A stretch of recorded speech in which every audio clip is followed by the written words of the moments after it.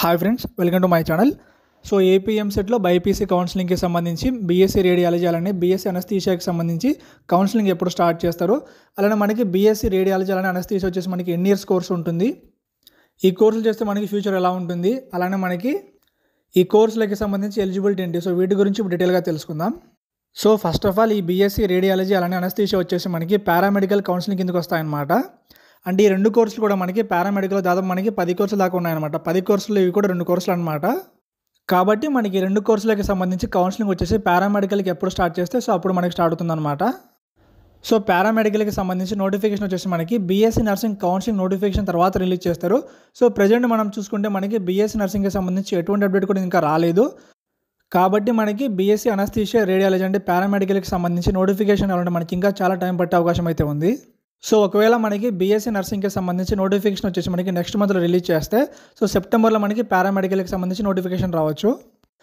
BiPC counselling ఉన్న ప్రతి కోర్సుకి సంబంధించి అప్డేట్ కూడా మన ఛానల్ రెగ్యులర్గా పోస్ట్ చేస్తూ ఉంటాను. కాబట్టి సబ్స్క్రైబ్ చేసుకోవడం మాత్రం మర్చిపోకండి. సో ఇంకా ముందుగా మనం బీఎస్సీ రేడియాలజీకి సంబంధించి మనం కోర్సు డ్యూరేషన్ చేసుకుంటే so BSc radiology course duration వచ్చేసి మనకి 3 years ఉంటుందన్నమాట. సో 3 yearsతో పాటు మనకి ఒక 6 months ఇంటర్న్షిప్ కూడా ఉంటుంది ఇందులో. ఇంకా అలానే మనకి పారామెడికల్లో ఉన్న ఈ బీఎస్సీ రేడియాలజీకి సంబంధించి మన స్టేట్లో చాలా కాలేజీలు ఉన్నాయన్నమాట.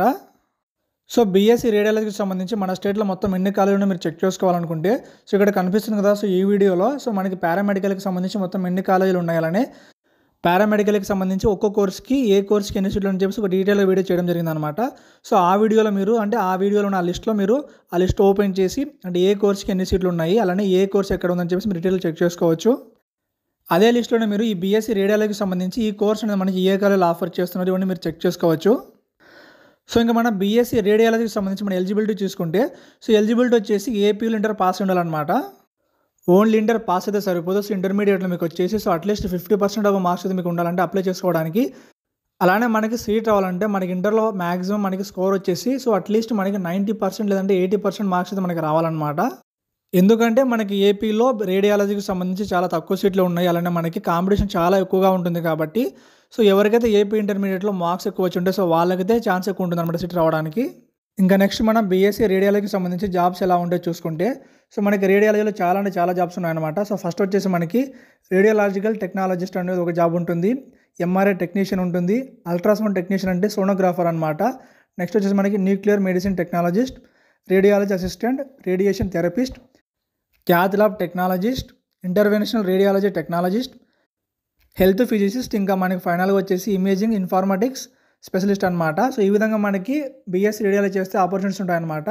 సో అవి కూడా మనకి చాలా అంటే చాలా ఎక్కువగా ఉంటాయి. సో ఇవి కూడా మనకి సో అంటే మెయిన్గా మనకి ఎక్స్రే ఆపరేట్ చేయడము, ఇంకా ఎంఆర్ఐ స్కాన్ చేయడం, సిటీ స్కాన్ చేయడం, అల్ట్రాసౌండ్ టెక్నాలజీ అంటే అల్ట్రాసౌండ్ ఆపరేట్ చేయడం, ఇలా చాలా అంటే చాలా ఉన్నాయన్నమాట. సో ఓవరాల్గా ఏంటంటే మనకి బీఎస్సీ రేడియాలజీ ఎలా ఉంటుందంటే సో ఒక్కసారి మీరు బీఎస్సీ రేడియాలజీ కంప్లీట్ చేస్తే సో జాబ్ వస్తుందన్న గ్యారెంటీ అయితే పక్కాగా ఉంటుంది.